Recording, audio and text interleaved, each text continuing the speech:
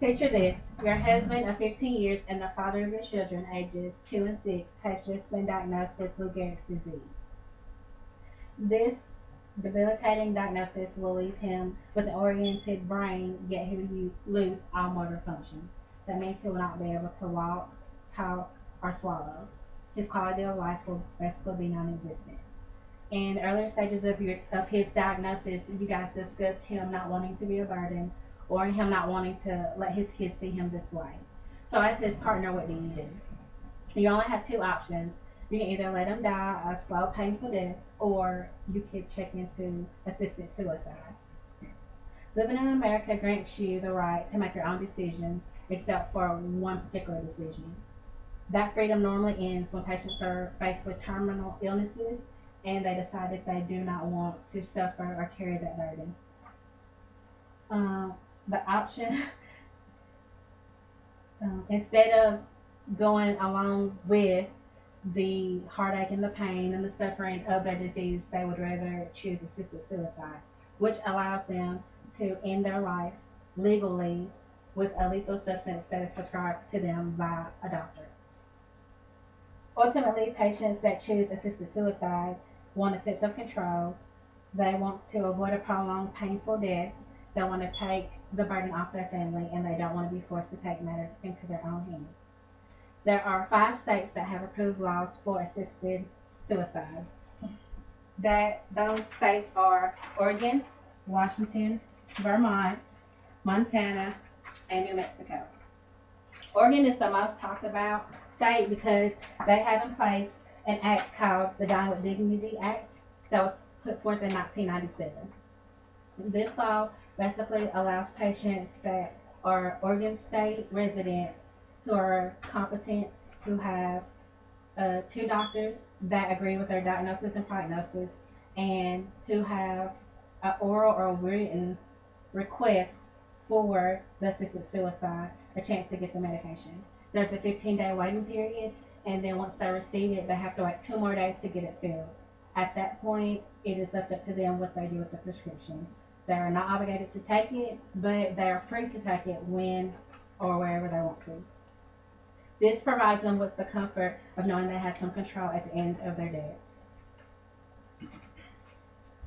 Having rights allow patients to refuse medical treatment, stop treatment at any time, or to enter hospice. Kind of gives them a little sense of control, but it's not enough. There are many diseases that make people want to try assisted suicide. Some of those would be Parkinson's disease, Lou Gehrig's disease, AIDS, stroke, cancer, are among many. Feeling like like they don't know what's going to happen in the future leads people to want to make living wills so that when they're incompetent, they can have someone carry out their last wishes. However, assisted suicide allows these people to do it while they still can and do it their way.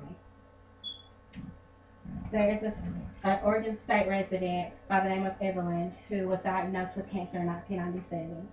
She spent 40 years fighting cancer with chemo pills and radiation.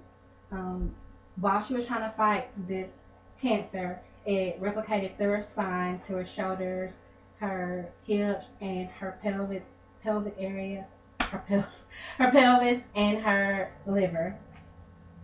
She went through a lot of rough waves of pain. She had cramps. She was incontinent, and she was humiliated. So by the time she was able to be placed into hospice care, she asked her nurse to contact someone who could help her in her life. She put her in contact with a non-profit organization that helped her get the medication. She drank it 2 months later. She slipped into a coma, and then within 15 minutes, she was dead. She left a letter for her family that stated that she was happy she lived in Oregon, and she hoped they were as well so that she could escape cancer before it spread or got any worse. Her doing this allowed her to get away from having that prolonged death that many people face.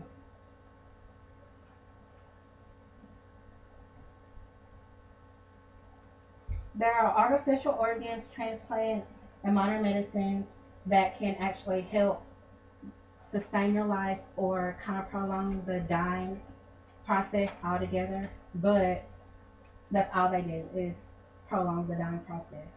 Within the first 14 months of the Death with Dignity Act, there were 15 people who chose assisted suicide. And the loss and control of their bodily functions was the reason for this. It wasn't because of the pain.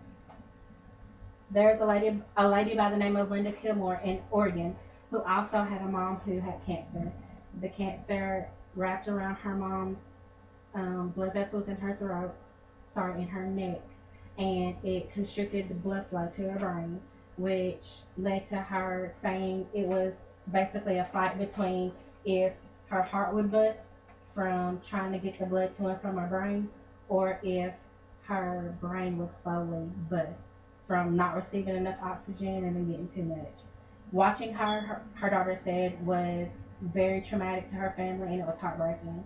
And this is one of the many reasons why people don't want to put their family through this. They would rather just do the assisted suicide to die peacefully.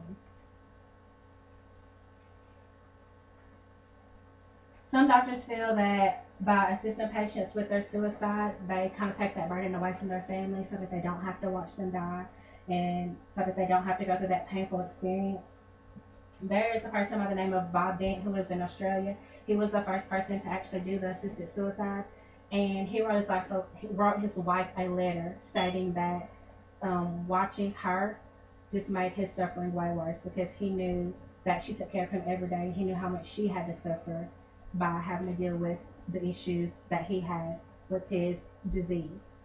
He also felt like there should be a separation in state and church, and that no one should be able to tell him when he should die and how he should die. And because of that, it drew a lot of attention to this, um, to his disease and to his case.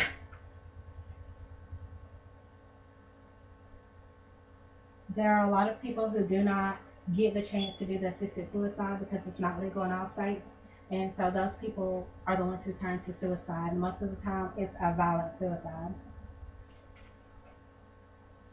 And while hospice care can dramatically improve the comfort of terminally ill patients in their last days, there's still an imbalance of where they want to be and what they're allowed to do as far as making decisions at the end of their life. It's important that anyone who is faced with a terminal illness feels like they're pain free. They feel like they're a blessing to their family, and they feel like they're in control. And there's many ways in every state to make this possible. You can vote for it if it is if it's votable in your state. You can join an advocacy organization, or you can reach out to your representative of your state to let them know how you feel about it. How someone dies should essentially be their decision. In the words of poet Archibald MacLeish, freedom is the right to choose, the right to create yourself an alternative of a choice. Without the possibility of a choice or the exercise of a choice, a man is not a man, but an instrument, but a thing. Thank you.